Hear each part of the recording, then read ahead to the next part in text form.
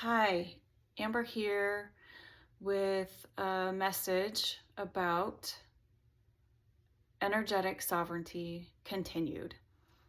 I have been working with my mentor, and one of the conversations that we were having was regarding how to continually keep the energetics pure and clean because I am somebody that has 7 open centers in human design.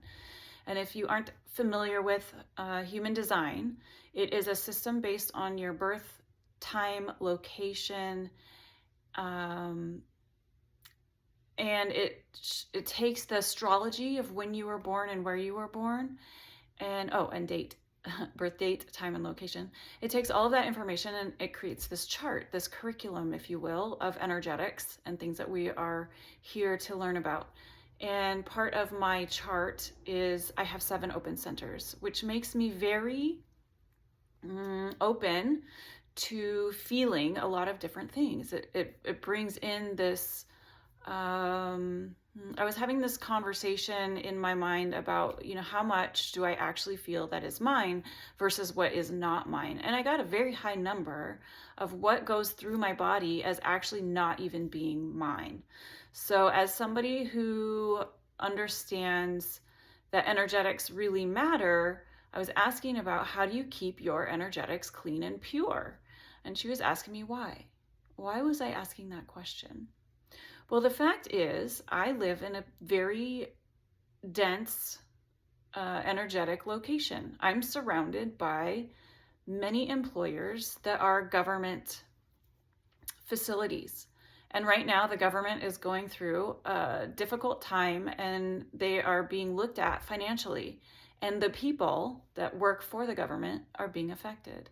And that energetic signature of what people are feeling is being sent out into the world, and I can feel it. And so right now, I have been experiencing a lot more of the fears, the worries, the self-doubt, a really, really busy mind. And I feel like it's just something that I had to separate from, like it wasn't actually mine, that it was more of the community and the collective that I am planted in. And I'm coming to that realization as a result of the conversation. And so she was asking me questions like, why am I so concerned about this? And I said, well, I'm really concerned about this because I'm so open and it doesn't feel good. And what she went on to trigger in my mindset shift, because my mindset actually did shift, is imagine being so sovereign in your energy that you can hold it, that you can hold this higher frequency amongst that lower vibration. And I just went, this is exactly what I've been talking about. When I talk about the heart light grid and bringing on this newer, higher frequency, I'm searching for words. Can you tell? I'm searching for words. When I'm talking about this higher frequency grid that wraps the earth, at some point we're still in this lower vibration, and it's like we got to kind of rise up into this grid. But what I'm feeling is this oscillation of moving up and down, up and down, up and down, up and down. And it's really uncomfortable at times because I really prefer to be in the higher frequency, right? The frequency of love, the frequency of peace, the frequency of joy, the expansion that goes along with it, the freedom that I feel versus the lower frequency grid, which is more regarding fears, worries, self-doubt, oppression. It just feels like dense and kind of constrictive versus this more expansive and freeing. And I can tell my body language. My body language in this lower frequency is more hunched over. It's more protecting of my heart, whereas in this higher one, my shoulders are back and my heart is more open. And my goal is to be a way shower of this new frequency, this new light that is available for us, and to reconnect it more strongly. And what I've been working on in the background and behind the scenes is actually laying out a crystal grid.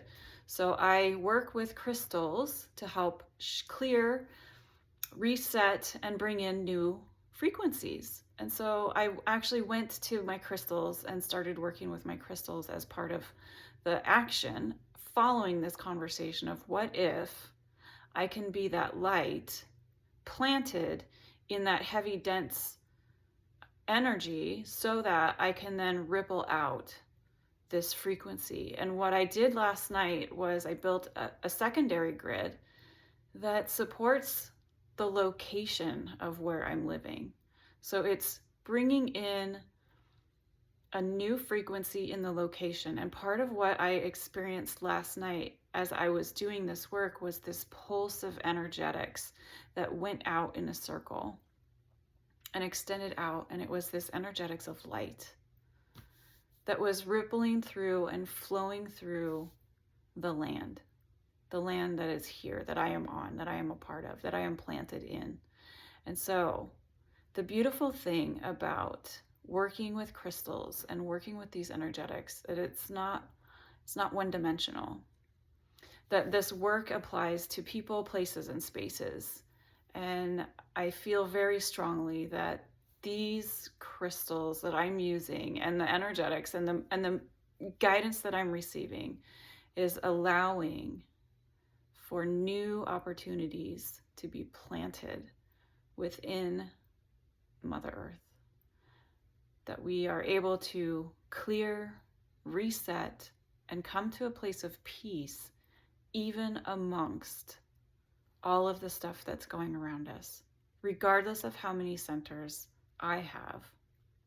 I was of the impression that I needed to go somewhere else to feel comfortable, to feel alive, to feel energized. And I do get that.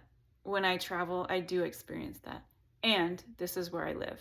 So how can I transform the area, the spaces, and have an impact energetically on the people that are around me? That's what I am working on. And if you feel a connection to something similar, if you are connected to grid work in some kind of a way, if you like to play with crystals or you like to connect with Mother Earth and you travel from place to place, you just might be a grid worker too. And I just welcome you into the community. Thank you for coming and spending some time with me, and explore your own energetic sovereignty. Explore where you're feeling things and understanding things, and try to understand what is mine and what is not mine. And then when you realize what is yours and what is not yours, you can be at choice and you can choose you. And that's my message for today. Have a great day. It's sunny out, and that is my favorite way to be.